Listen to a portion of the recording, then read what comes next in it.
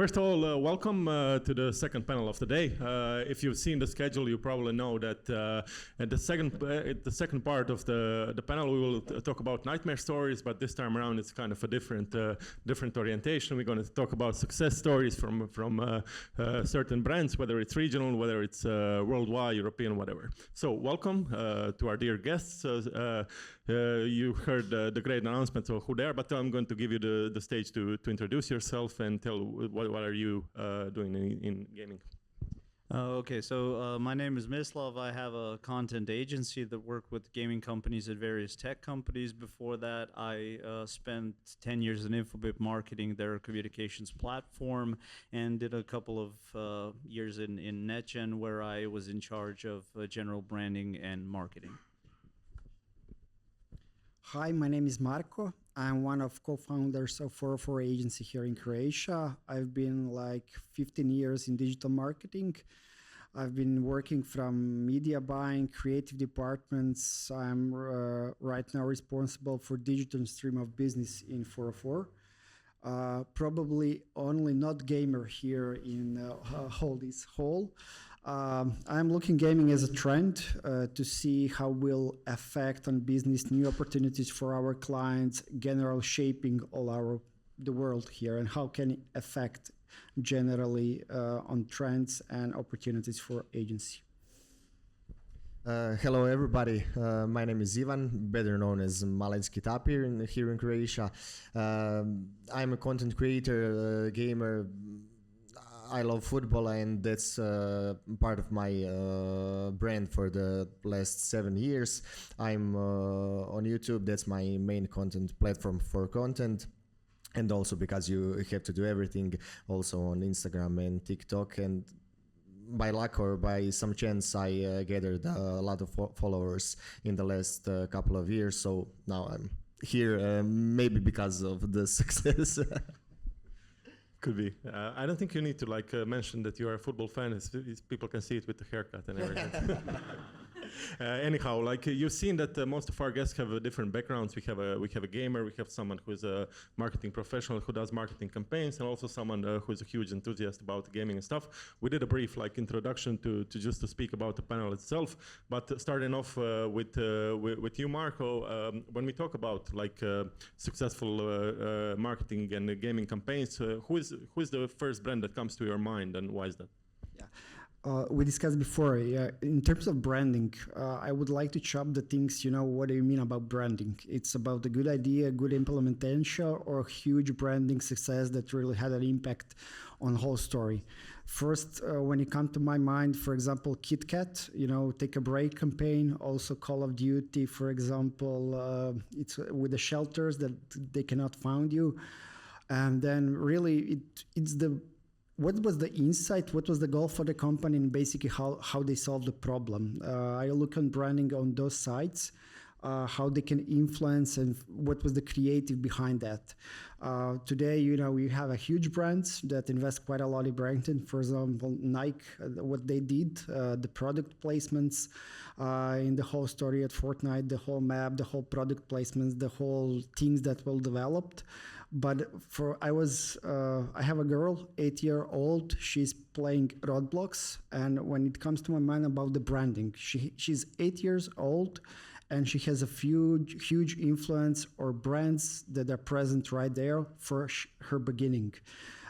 From my point of view, that's the branding, how the big brands come to your mind, and from your earliest age, influence or your picking up decisions when you go to the buying and things like that. So different aspects when you talk about the brandings, I like to chop the things out and find what was the insight, the big idea from the beginning. I also did a research because, as I said, gaming is not my thing, but I like to follow trends, the general trends. The industry is booming, a lot of money coming around. We had a bad luck that we are from Croatia, so it's always keeping, few years the trend will come to Croatia. But opportunities are quite big, especially with the technology and the things that are coming. I think you need to follow them because target is there as I said, 8-year girl that's now gaming, present, has direct influence to the brands, the opportunities. You need to follow them if you want to keep the track. I absolutely agree. I think in my mind, I would like to speak about like general like qualities of the gaming brands should align with. For example, like I think there's a big trend in gaming where we've kind of devalued gaming itself, like the quality of gaming itself. Like a lot of companies are now issuing games out that are basically their minimum viable products, and they're charging for games like $70 that are basically MVPs. And then when you look at a company like Larian Studios, which recently did Baldur's Gate 3, I think their core brand is making quality games. And I think that should be also in the minds of brands when they're aligning with gaming companies. Because I think right now, too few companies are aligning themselves with companies like Larian Studios. And that stems also from them having those values, like for example indie games.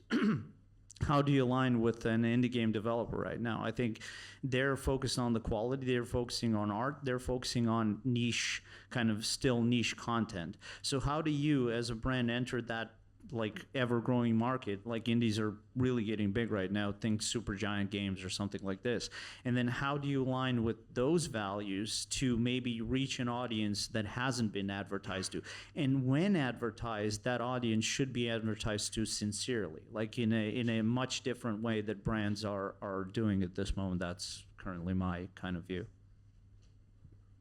What about you, Ivan? Which brand sparked your mind when you hear about like brand activation, successful one at least? Well, in my mind, to continue what you were saying, in my mind, I am a content creator, YouTuber, and I do everything about that. But in my mind, I'm firstly a consumer like everyone else, and I like to, like you, explore some of the trends, the big ideas, because I love buying things and trying things and see how I can implement them in my life. So everything that I'm maybe putting in my videos or mentioning in my stories, I like to get my hands on that and to do it as natural as possible, so the audience sees that it's really something that I believe in. So in that part, they feel safe to buy it, to consume it, and to try it out.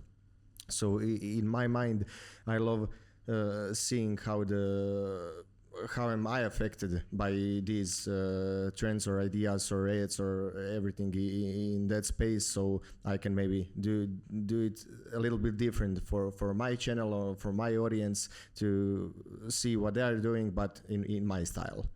Yeah, and we mentioned initially that from the four of us, you are the one that has a different perspective because you are the one that's actually creating the content. And you said that like you want the content to seem natural. And my question is like, how do you achieve that? Like, is it the preparation, brainstorming part, and doing it, or is it just like you accept doing things that you enjoy?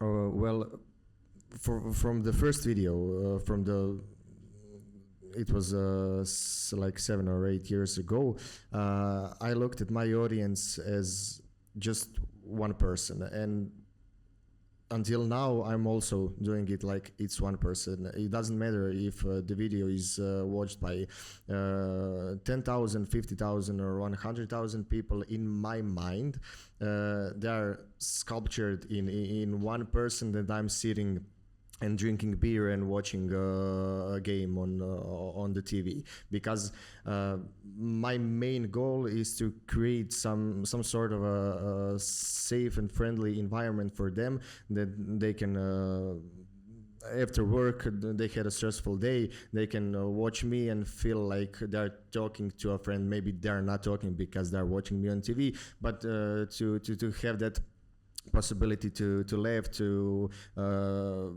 put their minds somewhere else and just enjoy maybe 20-30 minutes or a couple of hours if it's a podcast or something. So in my mind, I love to think that it just comes natural to say something to them so they can believe me, not just for selling them something, but everything that I'm commenting in the video or talking about something, so they know it's something that it's important to me. Yeah, and they'll maybe agree on that or no. Yeah. And what about the agency perspective? The same question. I just wanted to add a good agency brief from the start. What is the point? What is the idea? What is the product? What we need to. From the agency perspective, we need to, follow the trends, know the channels, what can you achieve on each channels, and then pick the right people for, how to communicate, how to be relevant, how to be authentic about the project, about the brief, not to overspend, not to also overspoke what is relevant or not for the customers, again, your target audience that you communicate to. And what are some differences for you between like traditional B2B or B2C marketing and then when you put the gaming into perspective? Yeah. Okay, so basically, I always see marketing as marketing. Like people ask me, what's the difference between product marketing and marketing? There is none. Like you're advertising something, you're marketing something. So the key point is understanding your audience, understanding what they care about, understanding your product, understand how it benefits your audience. Thinking about how is your product better in terms of we can call it a game, we can call it your product that you're trying to put into a game, but it's how does it impact your audience and why should they care? And once you understand those things, and a lot of companies think marketing is just coming up with creative just like this. It's a lot more research than people give it credit for. It's so much research that sometimes when I say how much research is needed, people are, can we do it sooner? We can, but the results are going to be worse. So that's my kind of point. Always understand your audience. Gamers are an audience just like anyone else. Understand them, understand what they care about, and you're going to make good marketing.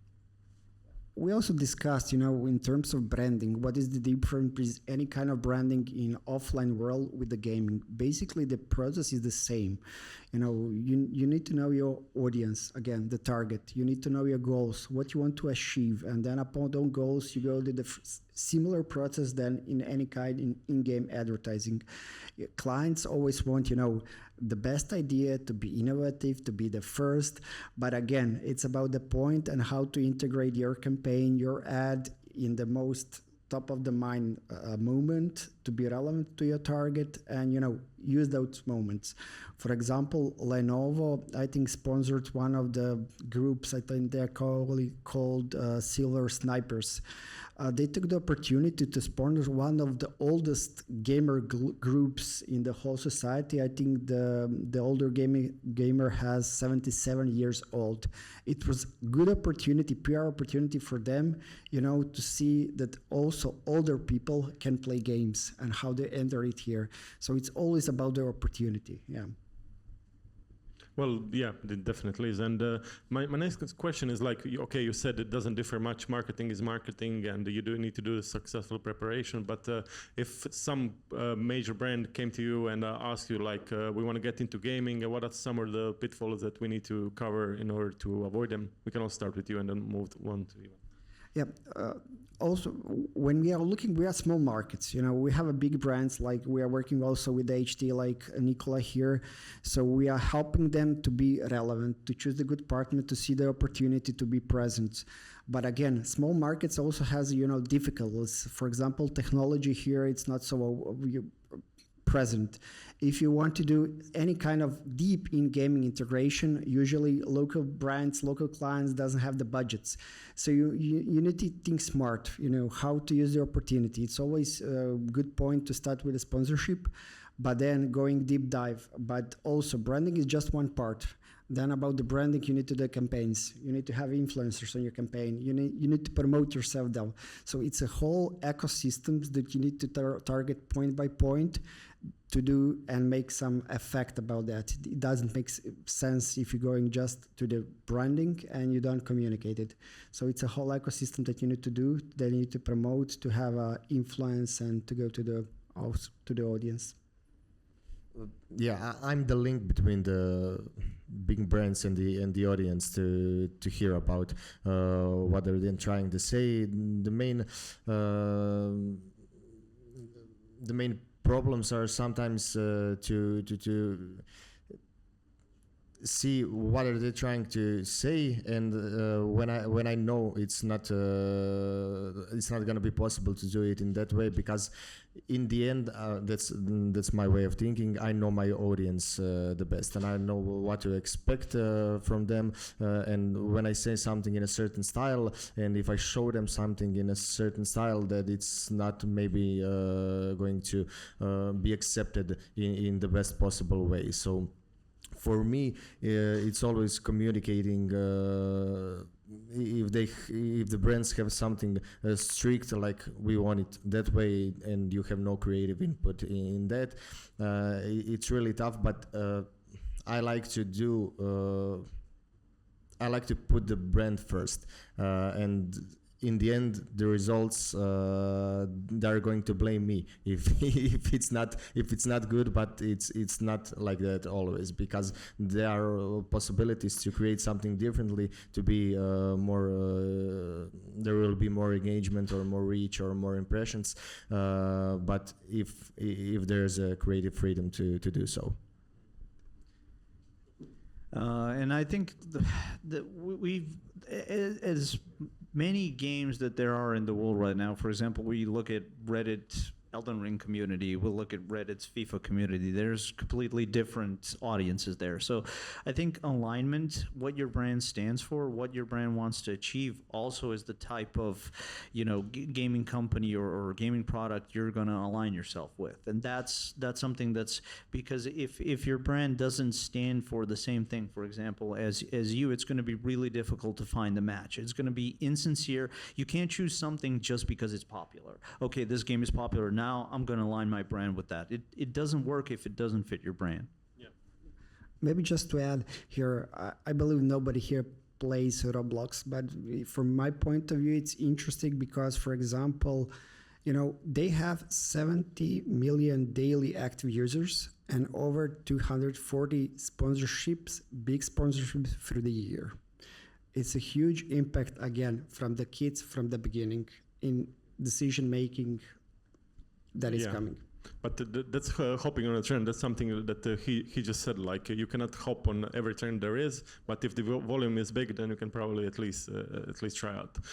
Like speaking of trends and some of the like technological advances, can you figure out like a single example of a company that did like a successful integration? You mentioned like posting your content on Hacker News and it blew up, destroyed the website, DDoS attacks and everything. Like what about you, Ivan? Maybe some companies moving to Discord as a main communication channel, or I don't know, using some new software that came out in their campaigns. To me, for my channel and for my audience, I think the main thing so we can get the best results possible in the end is to do it in a long way. So it's not one Instagram story in a week and then nothing again for the next 3 years. To me, it's better to reach with one person for a longer period, like a couple of months, than to 10 different influencers for just a short content. That's mine way of viewing things, because I in the last couple of years I looked at it like they always. They always feel safer with the brand if I'm using it for a longer period of time. I was always looking for corporations that are that have some long term, like 6 months, 12 months, maybe 2 years. I had brands where I'm theirs for the maybe 2 or 3 years, and when I change after 2 years I had some of them. The audience knows, and the audience feels like I'm cheating on them. Like, how did you right now go to the other brand? Because now they have to change. They don't have to change, but they see that I'm enjoying this one, and they also need to get on that train. They want it, but it's risky for them, because how did it happen? It felt like family, and it's really like that, because in the end we are every day for the week, and every day in a month they're seeing the same thing, and it's really like it's family like. So in the end, it's not for me. It's best to not change things and not change the influencer, and do it in the long term. Yeah, but in the end, it's business. It's your business. You're living through it. You're not living from the air. Yeah, and also it's maybe hard to community to understand that. Yeah, but today you also have a shifts in big teams, like in football, transferring from one team to another one, but it's business. So you also, I understand that someone can be, angry at you that you've changed the opportunity, the client. But again, if you look at it's just business that you're doing it. I think technology-wise, everyone's talking about AI, especially generative AI. I do content, so my big thing is like, how do I use this thing to promote stuff? And what people don't seem to realize is that it's just gonna change how we look at production for everything. It could be gaming storytelling, it could be your brand storytelling, how it relates to a gaming project. But I feel like with the generative stuff, designers will remain designers. They're just gonna curate more stuff instead of actually working to design more stuff. You're graphical designers, you're creative. You're gonna get a lot more creative. Then it becomes down to the selection. So you'll be able to do multiple tests with gaming audiences faster. But the choosing of the right creative and the right stuff for your brand is gonna be a longer term process than production is. And I see that as a big like AI influence in every industry, in gaming, in advertising, wherever you can apply it. And I think that's going to have overarching consequences on everywhere. Yeah, especially also for the agencies, you need to keep with the trends. We often heard, okay, you are going to lose all the jobs. We need to adapt, because a lot of things are going to be changed. We just discussed, ChatGPT, it really help us to be more productive, but also, yeah, probably some people will lose jobs. Do you still have, Steam driver on train? No, you don't have it, because it's automated today. God bless, it's automated today. So technology, you need to live with it and see how you can manage to use it to be more productive, how you can change your business potentially in this stream, but also to be business again. Yeah, that's a good introduction into what I wanted to talk about. Is like we kind of covered the whole perspective of the collaboration between brands and gaming entities, but also like the branding part. So like moving into more operational side and the technical side, from your perspective, like when you get a gaming project or something, like how do you approach that when it comes to like hiring and setting up talent? Would you go into hiring new people who have some background in gaming who can help you with, or you focus more on utilizing the collaboration with the influencer or someone from the technical side of it? Maybe from the beginning, I think there is a huge a lack of knowledge about the gaming, especially in the brands, in the clients and things like that. They don't know their opportunities, so they are entering where they can, which is the easiest way. Also, the agency part, there is people don't know about their opportunities. Or you have, programmers that are doing some kind of gaming, but they're not professionals. They don't know the marketing side. You have also copywriters, designers that they follow the brand from this aspect of sides. So definitely there is a lack of knowledge on the market. So help us educate it for the opportunities. We found ourselves, we hire influencers for things that we know to do. They know how to produce the content. They know their audience. They know the channels. We also know the channels. We can produce the contents, but he has higher reach than I do. So you need supplement to conquer him, to achieve his goals, his numbers from the start. Okay, you have advertising for that. But again, he knows his target. So it always a compensations. A long-term goal, I think it's always good to hire someone with the knowledge, use his knowledge best in the agency to adapt the processes, adapt the things, to use the people skills that they are best for it. And then you have also good projects. I think I'm lucky because all the three guys that I work with, or two guys that I work with, are gamers. We're all gamers. So, but I think in general, nothing can replace passion. And I think if people are passionate about an industry, about a segment, they'll do better while working on that specific creative or that specific work. Also, knowledge about, like, for example, you're doing a creative for a brand, for a game that you're passionate about. I think you're going to put more effort into not ruining the whole gaming experience while you're doing that creative. So I think that's applicable. And like Marko said, it's like having that knowledge and having a feel for what it is like for a gamer playing that specific content or immersing themselves into that content plays a role, definitely. Oh, maybe just to add, one noble people told me basically surround yourself with people that will support you with additional skills that you don't have. Then you are a good team. That's also in the business aspect that works. Of course it does.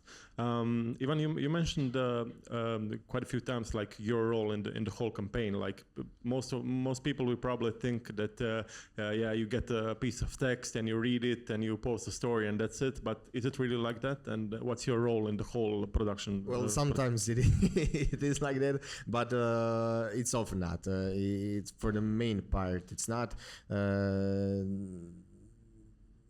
In the big way, they are really relying on my creative freedom to do something in my style because they believe in what I'm doing. That's why they're reaching out to me to do something like maybe a short video, longer videos, anything.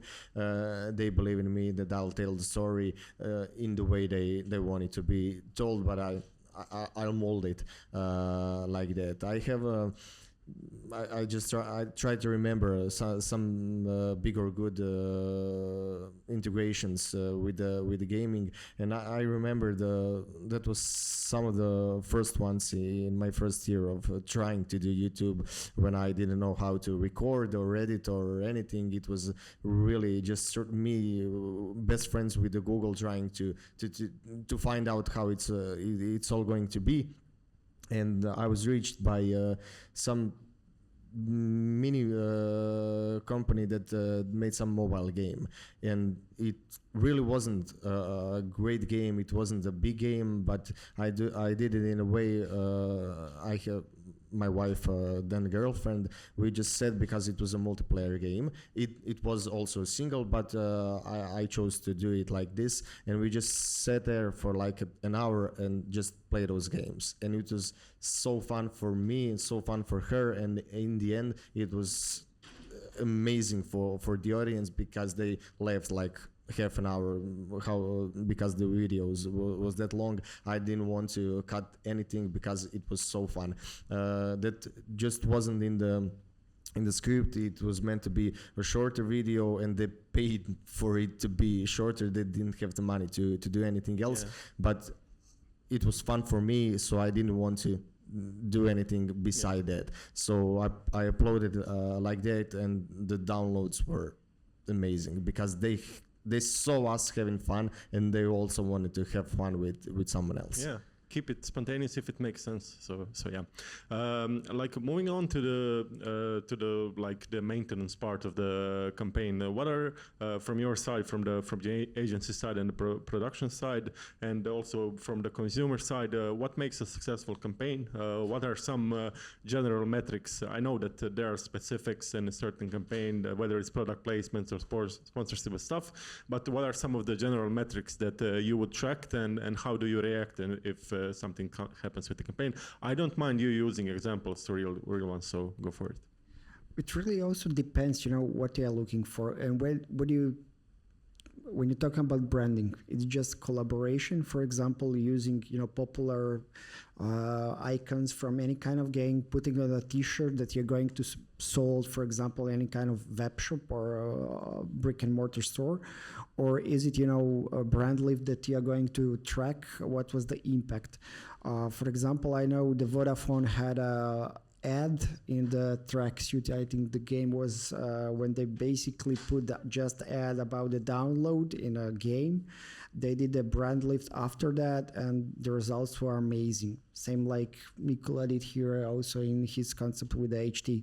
So it really from the beginning, what is the goal? What are you going to achieve? For example, for Lenovo, this case with Civil Snipers was just a good PR stunt that will go around and that they will achieve a huge numbers and huge popularity. They did a stunt basically.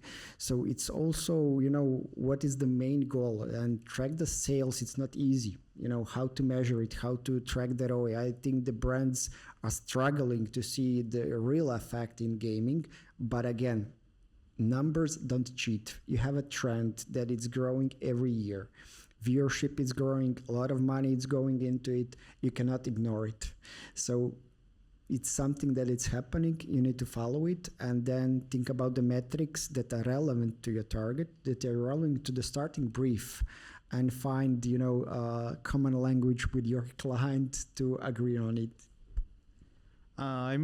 Marko pretty much covered it all, but it's down to the goal of the specific campaign. Like you can do a huge thing for the brand inside a year and a half, but as a marketer, you're always looking to see if you're doing any sort of like conversion type campaign, you're looking to connect that red thread from a campaign to the exact sale, and that's kind of always the goal. For us in content, it's usually down to some sort of dwell time. Is it video views, because that's what usually the client has has put in the KPIs for us specifically. So it's down to either if you're writing a content piece or some sort of content where you're asking for people to read it, then it's about dwell time on the page and stuff like that. It's about, if it's video, then it's the number of views, it's the number of downloads specifically, and that type of stuff. So.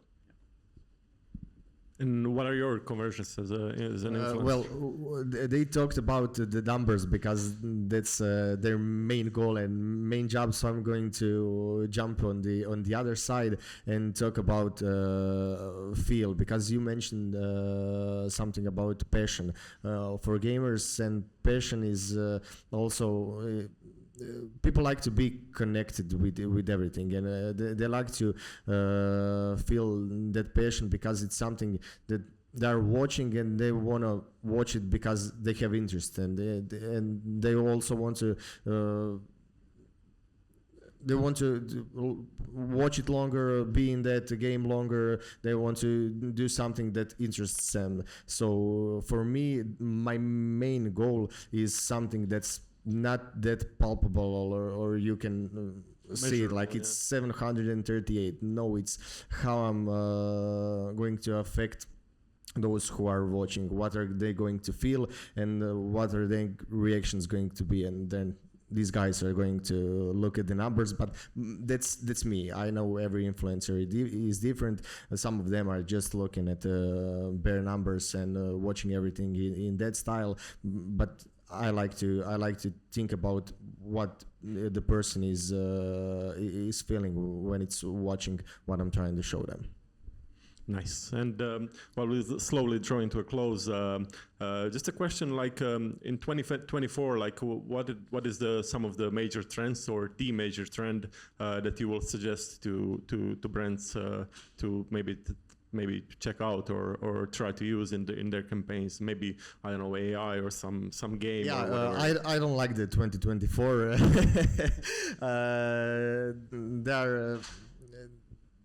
The TikTok and Instagram Reels, it's really tough to do something that you always need to have them in the first. I don't think it's about seconds now. It's really in milliseconds, because the finger is so fast when they are scrolling. You need to do everything to keep them longer and longer and longer. And sometimes how the time longer goes, it's really a struggle to keep them entertained for that long. So it's constantly improving and watching what the trends are, and what are they trying to do, and what do they want to watch. So it's really fun. Maybe just to encourage you a little bit, the trends are the people are spending more time playing games than watching TikTok and YouTube. So the numbers go in your favor. But again, those big networks like TikTok, are you afraid, for example, advertising coming to Croatia, will that influence on your status as an influencer, budget that's going to you or not? Can you ask that again? TikTok is basically introducing advertising here in Croatia. So basically everybody who is doing any kind of content would be able to promote it. Till now it was just your numbers, your reach. Yeah. As an influencer, are you afraid of those things coming to Croatia? Maybe there was a couple of times when the everything was changing that I needed to be afraid, but in the end, I always and everybody else managed to do something differently, because this line of work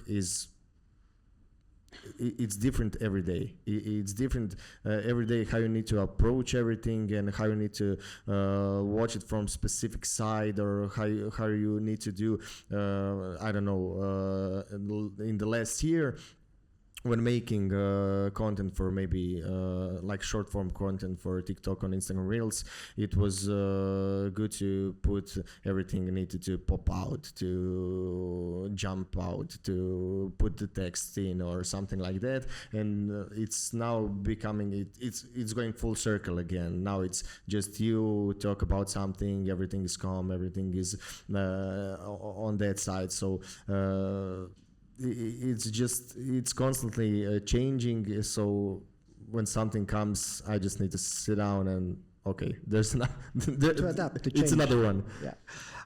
To answer to your question, I think you need to be, as Tapir said, basically authentic. That's the main thing.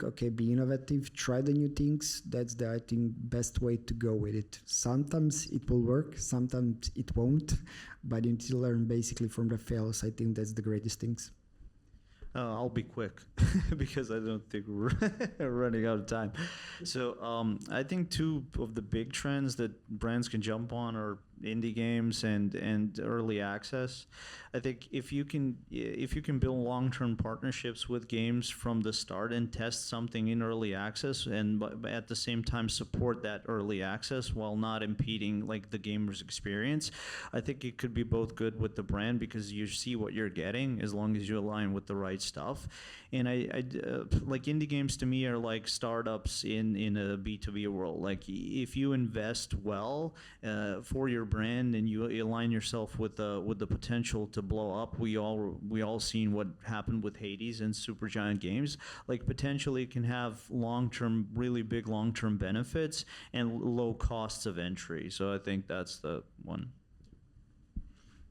And lastly, if let's say some brand saw this video on YouTube, see the title, and they are thinking about getting into the space, is there any like negative campaign that comes to mind when it comes to brand integration into game, as someone who did not succeed, and what was the reason in your mind? I don't know. I need to think about that, but definitely there was a cases of probably a lot of brands did not succeed. But also it's a part of the learning, why did you not succeed? What was the wrong? What was the idea behind it? Did you miss the network? Did you miss the game? Did you miss the target? Question yourself. I think I can't name a specific like brand example where it completely bombed, but I can name a game example that completely bombed, and that's due to the MVP push, which was Cyberpunk my t-shirt right here. I expected so much from that game, and then it got, let's say, people say if you show me the incentives, I'll show you the results, and I think that was with that game when they launched way too early. The gaming community flipped. The initial numbers and the sales were good for that game, but the gaming community really didn't respond, which resulted in millions and millions of memes on Reddit, and it really didn't bode well for that game. They pulled through. It was kind of a resurgence of Cyberpunk, but that was one of the worst backlashes I've seen in recent years for any game.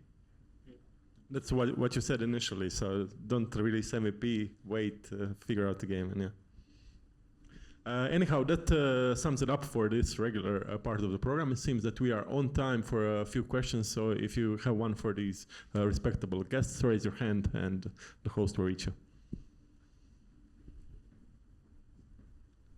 I'm coming.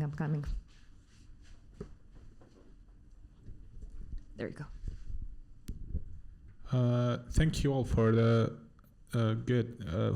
perfectly, I would say, for presenting the branding in such a way that we can experience all of the sides of it, let's say. But I have a quick question for Ivan. How big part of your story is passion for gaming, especially considering that you're a content creator and considering that with new technologies, everything is changing up a bit, especially with social media. So what do you think, how far can one stretch himself to adapt to the new technologies and new trends that are popping out without damaging the passion itself? Do you ever find yourself like doing something you don't actually like, but you have to, just in order to satisfy something that is required from you as a content creator? Do you ever find yourself like making short-term content, let's say, or actually short content?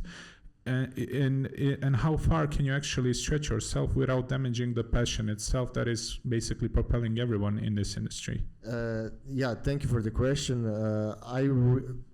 My personal experience is I really try to stay away from these kinds of corporations where I need to do everything just the way they want to, and if it's not fitting my style, then in the end I'm probably gonna say no, or in the end do it in my way, and if they don't like it, then it's just not going to happen. But for the new stuff that's coming out, I feel like with you also mentioned the AI and the generated content, AI generated content that's coming in the future, that's present right now, but that it's coming in the future. So there are also right now like AI influencers, AI content creators, and that really is maybe putting me out of my work or something like that. But behind the screens, at home, the people are watching, and the people want to be connected with the people. I really feel like when I'm watching someone, I don't watch a lot of people on YouTube. I follow maybe like 5 or 10, maybe definitely not 20 people that I'm watching regularly on YouTube, on TikTok, on Instagram, and every one of them is the same person that I was watching like 5 years ago, or maybe even longer than that, because like I like technology, so I like watching MKBHD, and I watched him when he was alone in his room and had like a couple of thousand or maybe 100,000 subscribers, and he now has like 10 millions. It's like that because I really feel like my fans or my viewers are watching me like that. I really feel like his friend, or I want to be connected to them. I want to be connected with his mind. I also want to see him succeed in the life or line of work that he's doing, and if he succeeded in something, then really I'm happy. He did it, he earned the money, but really because I was cheering for him. It's also like that with football clubs. I have no connection real with my favorite football club. But if they succeed, then also I'm succeeding. So I really think that people want to watch people, so it's not going in that way for the content creators and for that line of work. More questions? Maybe one really quick one, because we're just on on time. schedule. That's why I wanted to say. So thanks for the attention. Thanks to the guest, and have the great rest of the conference.